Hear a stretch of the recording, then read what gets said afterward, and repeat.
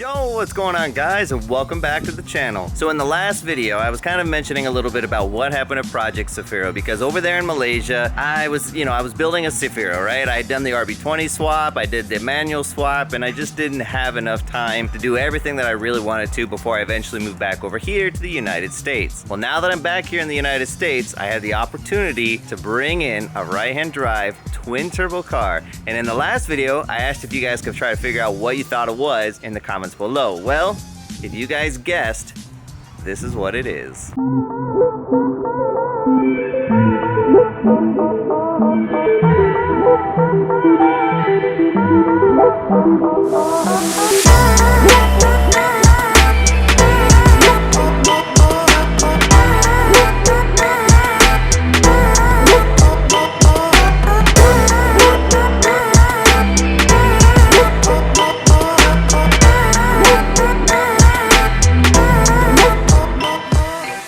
There she is, guys, my 1992 Toyota Aristo. Now, if you guys have been following my channel for quite a bit, you guys would obviously know that I had bought a whole ton of Zafiro parts for that Zafiro project. In fact, all of my Zafiro parts are here in the United States for maybe one day if I ever come across one, because they're a little hard to find over here. But we're not going to talk about Zafiros for today. We're going to talk about my Toyota Aristo. I'm going to get stuck saying Zafiro all the time because that's what I'm so used to saying. Now, if you guys go way back to my very first video on YouTube, I actually owned one of these, but it wasn't a Toyota Aristo. It was actually a Lexus GS300 with the twin turbo Aristo swap in it, because at that time you couldn't legally import one of these to the United States. But now we're at that 25-year rule here in the United States where you can import basically anything you want. So we have, like I said, my 1992 Toyota Aristo, and we're gonna go over some of the different features and all about the interior and the exterior and where I got it from and all that stuff in this video. But like I said, if you guys went way back in time, you could see that this was actually a car or a similar car that I owned before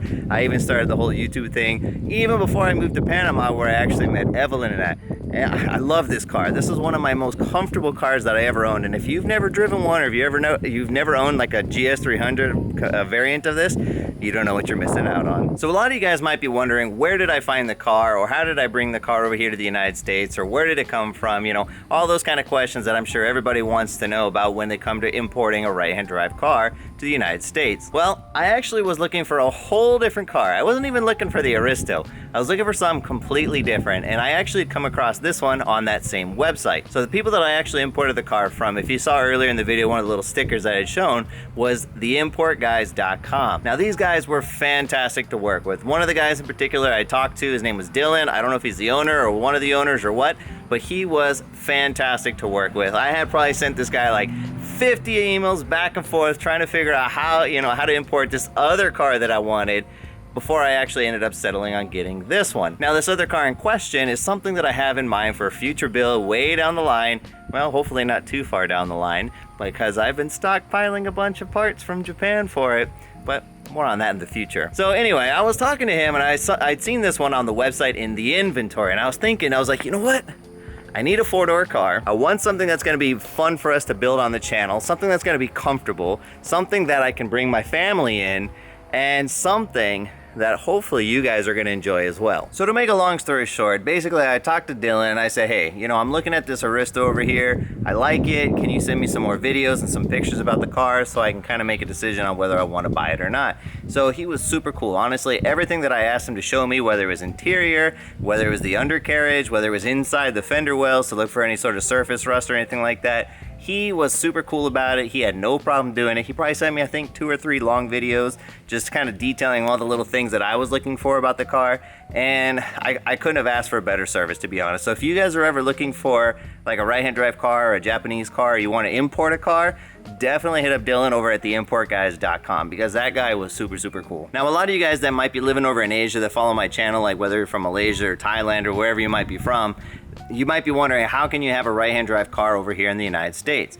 Well, in fact, we have this 25-year rule that says you can basically import anything and everything that's a 25-year-old car, and you can register it without a problem. So obviously, I mean, there are some complicated things about driving a right-hand drive car over here, like drive-throughs or bank tellers or, I don't know, little things like that that you kind of eventually learn how to figure out. But to be honest, I had a right-hand drive S2000 when I was living in Panama before I even moved to Malaysia, and over there it's They drive on the right-hand side as well. So I got kind of used to it after about a year and a half of driving the S2000 there, so it really wasn't a big deal coming over here to the United States doing the same thing. But over here, it's honestly super easy to register the car. Now for you guys that are watching this channel that are here in the US, you might be wondering, how did I register the car? To be honest, when I got the car from the import guys, they actually had sent me the title with a Washington State title. That's where they're based out of, is Washington State. And I'm over here in Florida. I had zero problems getting the registration done over at the DMV, and I had zero problems getting the insurance done for the car. So to be honest, it was the most straightforward and easy process, just as easy if you were getting a car here in the US. The same. Now I can jibber jabber all day long and talk about it and answer more questions for you. If you guys want to know more, you can always leave it down in the comments below. But well, I'm sure a lot of you guys are here just to see the car. So enough from me jibber jabbering on. I'm gonna go ahead and show you guys the car. Now, since I actually used to own one of these in the American variant of the Lexus GS300, I'll go over some of the little subtle differences between that car and this car, aside from the obvious right-hand drive thing. I'll go over some of the other subtleties that my car didn't have that I had bought when I had lived here in the US. That was, you know, the Lexus, obviously, as I just mentioned. So we'll start off with the very first thing, which is the key. Now, on my car, the Lexus didn't have this little button right here. Now, let's see if I can get the camera to focus on that. So this little button over here, if I can, there we go. That little button right there actually unlocks and locks the door. So that was something cool that I didn't know that came with this car. So it actually has keyless entry. Now, it's not the best, to be honest. You basically have to be right up next to the door in order for that thing to work, but you know what? It's still a cool little feature that my other car didn't have. Another cool thing that my car didn't have was these little fins on the lights. Now, I mean, it's not the most coolest thing, I guess, in the world, but it is still something just a little bit different. So if you look, the light has this kind of same shape or whatever, but this kind of contours out like a little fin.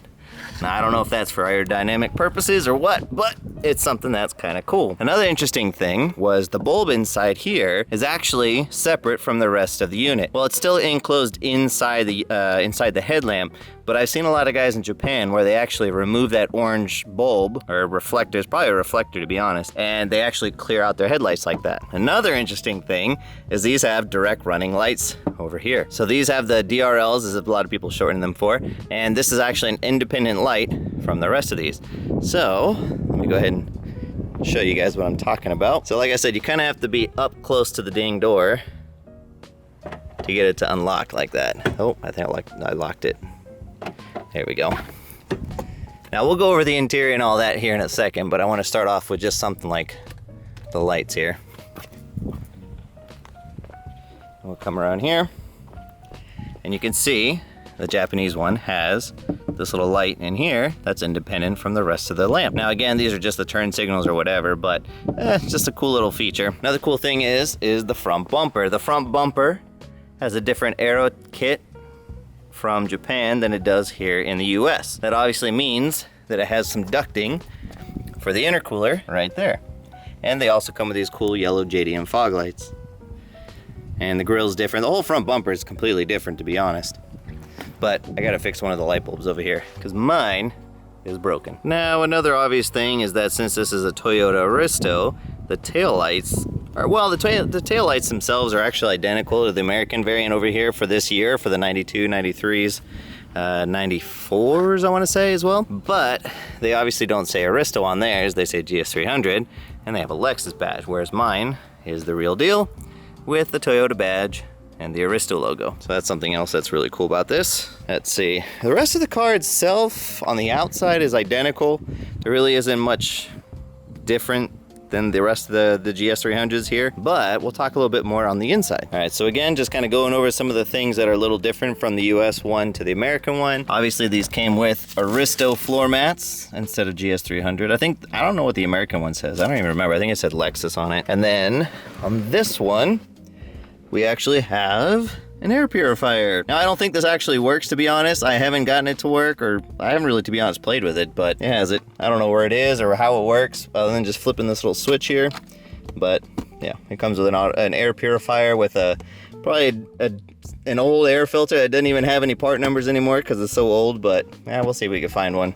Another thing that's interesting is that my American one actually had a cup holder here. Now, I've seen in England or in Europe where they actually do have the same one as the United States. Now, this is the Japanese one. It doesn't have it. It's just an empty box here. But normally there is like a little cup holder attachment here where you press this, well, not this button, but you press a button and it pops out and it has these two little cup holders right here. Whereas this specific car does not have one cup holder. I don't know how you can have a luxury sedan with 0 cup holders for any passenger in this car. But I don't know, maybe we'll find a solution for that. Now that I've talked to you guys a little bit about the differences between the JDM version and the USDM version, let's go ahead and talk a little bit about some of the things that this car came with which made me want to buy it, or some of the things that just kind of caught my eye when I was looking at it, because there are some really cool things that I discovered about this car, whether it's through the auction sheet or whether it was just through just getting the car itself and going through the Toyota manual, which it did come with, which is really cool. But anyway, let me talk about some of the things that this specific car came with that caught my eye. Now, the first thing that caught my eye were the wheels.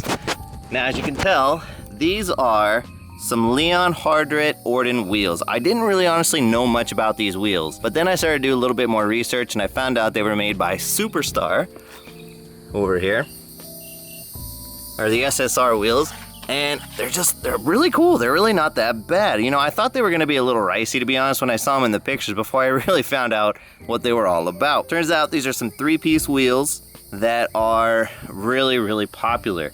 I didn't know that. I had never really got into them because I wasn't really into the JDM or the VIP scene or anything like that, but I found out they're pretty popular, I guess. But really nice. I turned out that they were 18s. I didn't know that they were 18s. And where are we at? There we go. So they're on some Yokohama S-Drives. There we go, Yokohama S-Drive. Which, again, I'm not much of a tire guy. I don't really know much about tires. I guess those are pretty good. But they are on 265, 35, 18 in the back. And then over here in the front, I think they're pretty much the same. No, 235, 40, 18. So I really don't know much about tires. I'm not much of, like I said, a tire guy. But yeah, it's pretty cool. They came with these wheels. And then what's also really cool is they have these red center caps. And in the glove box, if we come over here, they actually came with another set of center caps. So I thought that was really cool. I didn't expect that. All right, so continuing with the theme on the outside, really wasn't a lot to look at on the outside of the car. Everything is all original, it's all stock. On the outside anyway. Factory exhaust, factory taillights. Oh, something I didn't know when I bought the car is that it actually came with an aftermarket suspension. So I was looking in the manual. You know what? I'm gonna have to get that manual out of the car. So we go in here to the there we go. All right, so it did come, oh, something else is really cool. Comes with one of these little ETC, electronic toll collector, I think it's called, or electronic toll controller. I don't know, something like that. It's one of those things you put in the key and makes that little Japanese sound, please insert your toll card. But anyway, look, so it come with the original Toyota manual. And this phone number, I think, is for the original dealership where it came from. And this is actually the original Toyota dealership, Toyota Vista, where the car was sold. And so I was looking through here. Check this out. It's got the original sticker from where the Toyota dealership is. Right? That's from like 1992 right there. And then I was looking at all this paperwork over here and I was like, wow, what is this? Turns out that this car, where's it at?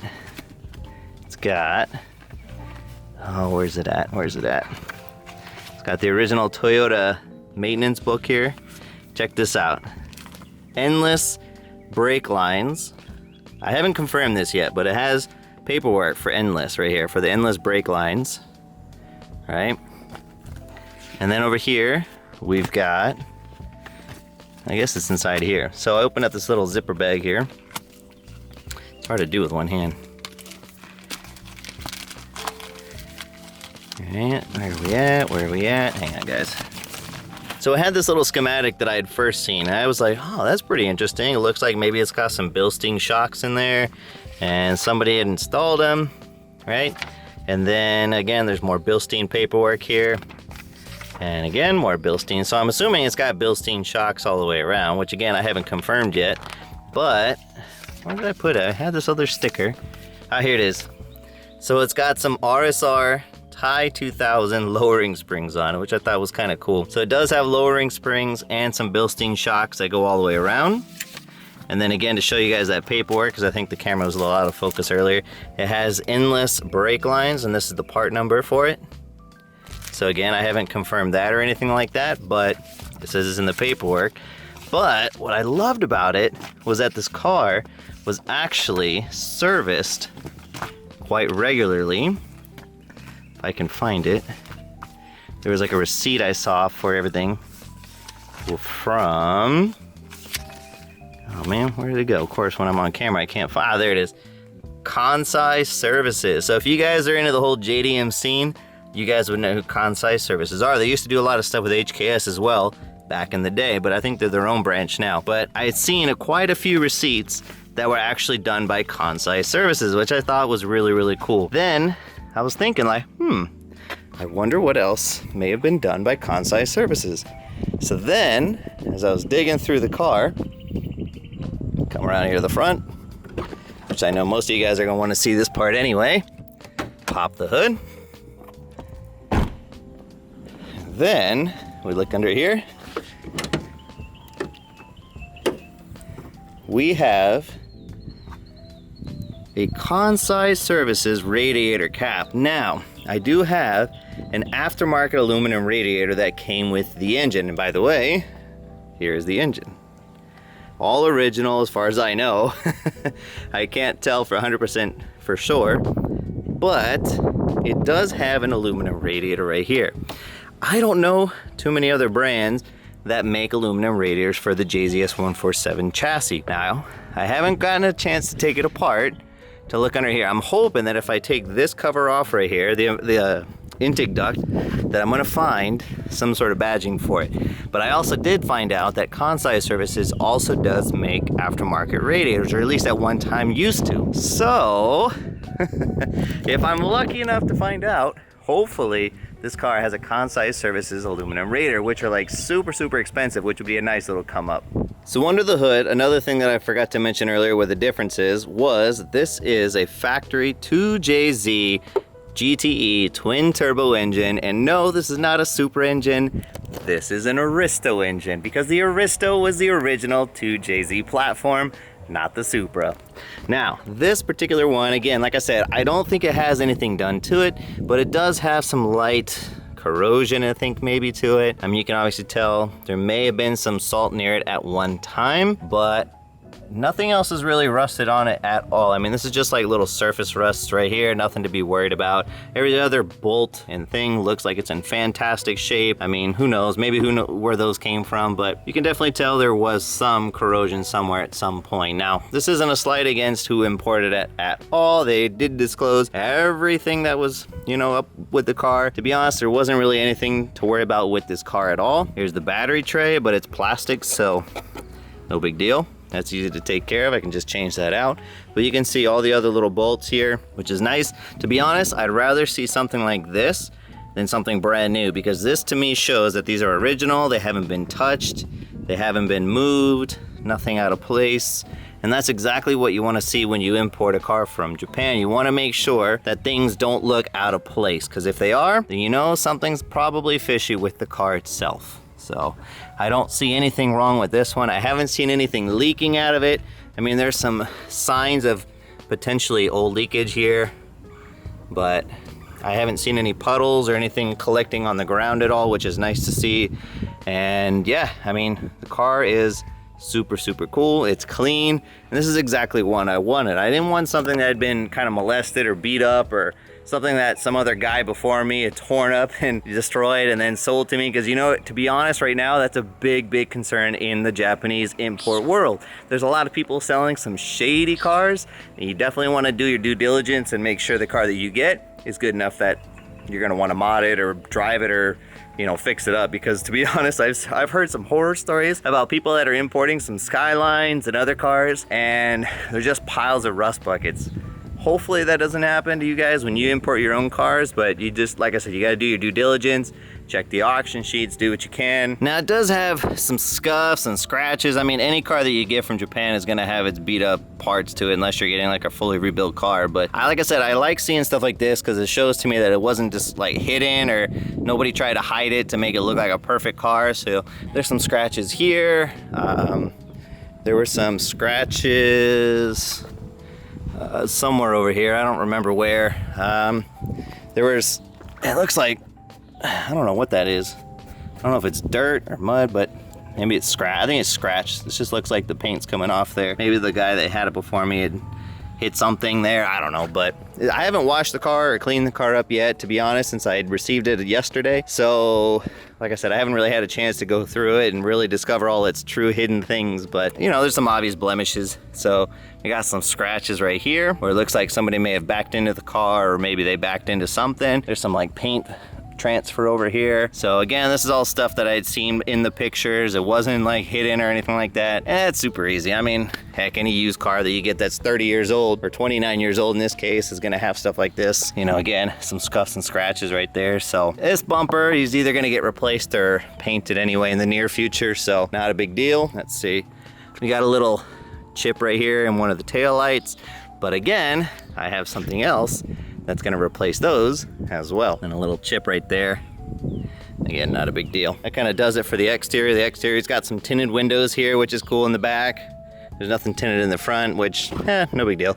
I'll probably end up getting the windows re-tinted anyway one day. Let's see, gray interior, mint, I love it. I love gray interior. This is so much better than that brown interior that my old GS300 had. This is a little bit subtle, which I like. I don't like things that are too bright and shiny in that case. It came with this Kenwood audio system, which is kind of cool. It does work. I have gotten everything with the Bluetooth to work with it, so I'm not gonna change it right away, but obviously the navigation and the radio doesn't work, which is fine. I don't listen to the radio anyway. As long as I got Spotify to work, that's all I care about. Let's see, no cracks in the dash whatsoever. Oh, this is another cool thing. My GS300 never had a speaker in the center here, and this comes with a center channel there, which is cool. AC works fantastic. Everything lights up. Let's see, put the key in the car so you can hear it. Oh yeah, I forgot the telescopic steering column, which is cool. My old car did have that too though. Oh, I love that. Turn on the car.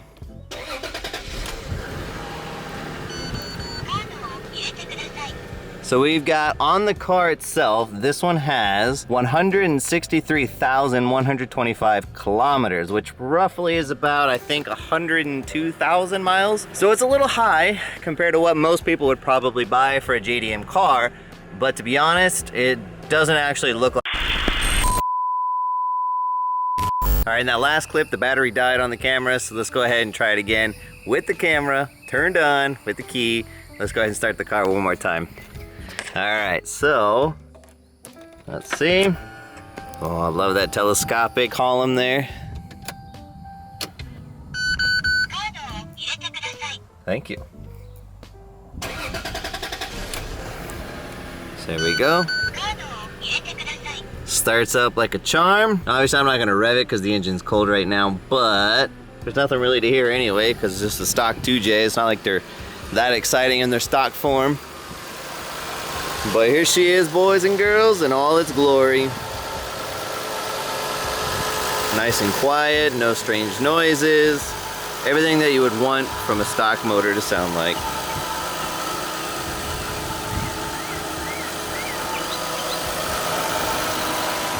Now the cool thing about the Aristo is it actually has a hydraulic fan setup. It's a little different than the other, like Toyota Supra, for example, but it actually has hydraulic fluid for the radiator fan. I don't know if you guys can see it down there. It's kind of dark, but the reservoir is down there somewhere. About right there.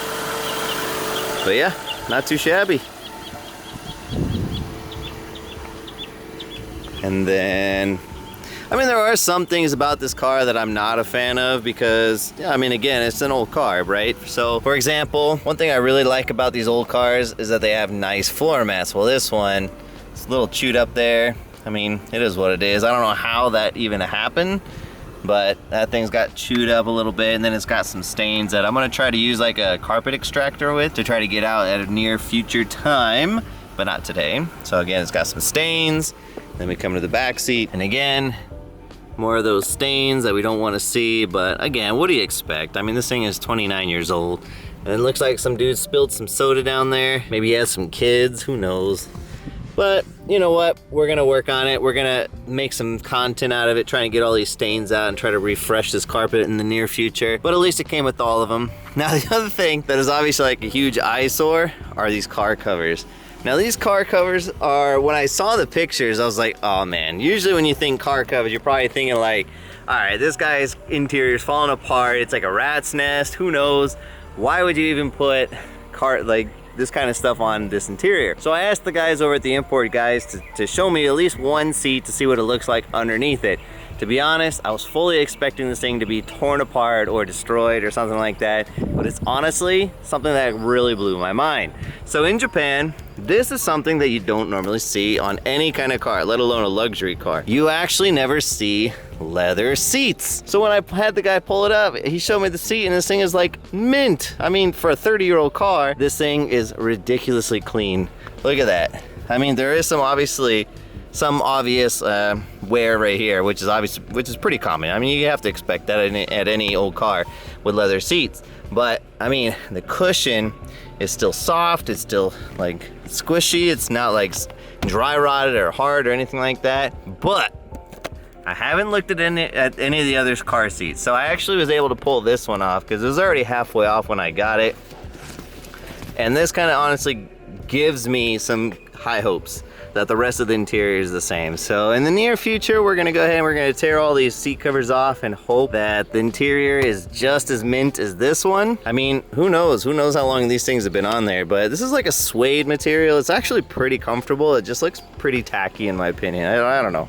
If you guys like it, I mean, whatever, everyone has their own taste, right? But, you know, this is made by Belleza Basic, something like that. Belleza. Spanish for beautiful, right? Let's see, the rear deck lid, nothing too exciting. There's a factory subwoofer in there, but obviously it's not like something crazy. Seat belts are all in good condition. All the lights work. Armrest, again with all this suede material. I don't know, I'm just not a fan. But you know what? There was one thing. All right, so you know when you get a brand new car, right? The first thing you do, or at least a used car, you go through it, and the first thing you probably do is you go through it to find loose change, right? You want to see how much money you're going to get back from your investment. Okay, I've gone through the car.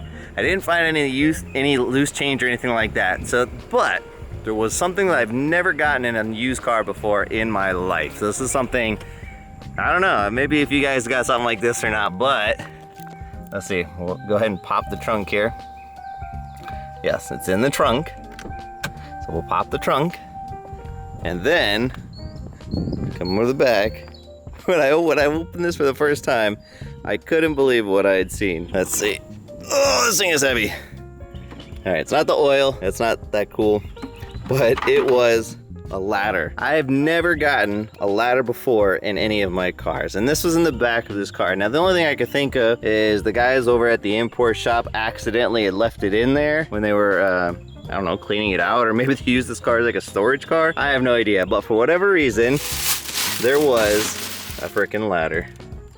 So whatever, hey, it's a come up, right? I don't have a ladder, now I've got one. Oh snap, I didn't even notice this. Look, this is probably not a good thing to notice, but look, it's got a freaking hornet's nest in there.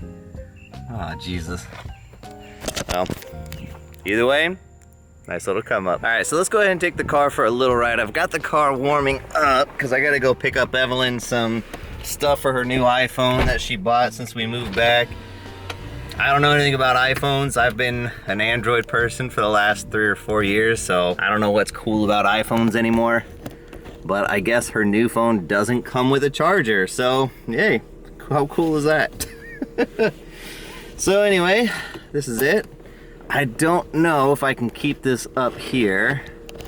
Let's see if I can kind of squeeze it in here to where it's not gonna fall down. We'll see, we'll give it a whirl. I have a feeling it's gonna fall down. But like I said, there's nothing too exciting about the car right now, because it's all stock. There's nothing really special about a 2JZ that's in stock form. Yeah, see the camera's gonna move. I think I'm just gonna have to hold the camera as best I can this way. Luckily the car's an automatic, so I don't really need my other hand to shift or anything right now. But let's go. So the car drives really, really smooth. Honestly, I can't really complain about how nice and smooth it is because this thing doesn't bounce. I thought having the RSR springs on it would make it feel like a really bouncy car or something like that, but whoever put these Bilstein shocks with these RSR springs did a really, really nice job because the car feels smooth, it's super quiet, there's no road noises at all whatsoever. I love it. Honestly, this is a really nice, comfortable ride. I mean, obviously that's what you expect from like a luxury sedan like the Aristo is supposed to be designed as, but you know me, we're gonna end up changing that in the near future. Now, I don't know what I wanna do. You know what, let me roll up the windows here so there's no road noises. I don't know what I want to do suspension-wise to the car. Like, I don't know if I want to do airbags. That's something that I've never done in any car before, and that's a pretty common mod suspension-wise for this car. Or, I don't know, do you think I should just go with some coilovers, which I'm a little bit more comfortable and accustomed to? I don't know. Let me know down in the comments below, like, what you guys think I should do, because I'm kind of stuck and I don't know what I want to do. But with the wheels, I really like these wheels. I might end up either having them rebuilt with some better offsets that suit the car a little better, or I might just get some new wheels altogether. I haven't really quite decided yet. There's still so many choices to do with when it comes to like getting one of these cars. But yeah, I don't know. We'll have to wait and see what we're gonna do with that. But again, guys, just listen to how comfortable and quiet this car is. I mean, I don't know if you guys could even hear anything, but this thing is super quiet, and that's what I love it. I love it. I think especially now when I'm gonna have the baby in the car at some point, that's one of the things that's gonna make a big difference too. So there's not a ton of road noise, and I don't want the car to feel like it's gonna be like a drift car, because it's not gonna be a drift car. So don't get me wrong, we're still gonna do some really cool mods to the motor, and we're gonna do some other cool body kit stuff in the future. I already have kind of what I want picked out in mind, but I don't know, we'll see. We'll have to wait and see. Parts for this car are super rare. You're not gonna find a lot of parts just laying on the shelf for these cars anymore. And if you do find them, they're usually like discontinued or rare, you know, something like that. But I don't know. I'm really digging this car, guys. I'm pretty happy with this purchase. But don't get me wrong, we can still make it even cooler. Tell me, why does Apple need to sell a charger separately from the phone itself? Man, they really know how to make their money back. So that's it, guys. We're gonna go ahead and close out today's video. I hope you're excited for Project Aristo, and if you do want to see some more Safiro content in the near future, let me know down in the comments below, because I still do have a ton of Safiro parts just sitting in the garage. Maybe one day I'll get to them, maybe one day I'll sell them off. I don't know, but you know what? We do have more car content coming up on this channel now that I got something to work with. I do already have some parts for it, so stick around, guys. If you like it, don't forget to give this video a fat thumbs up, and I'll see you guys in the next one. Don't forget to like, comment, and subscribe. I'll see you later, guys. Peace.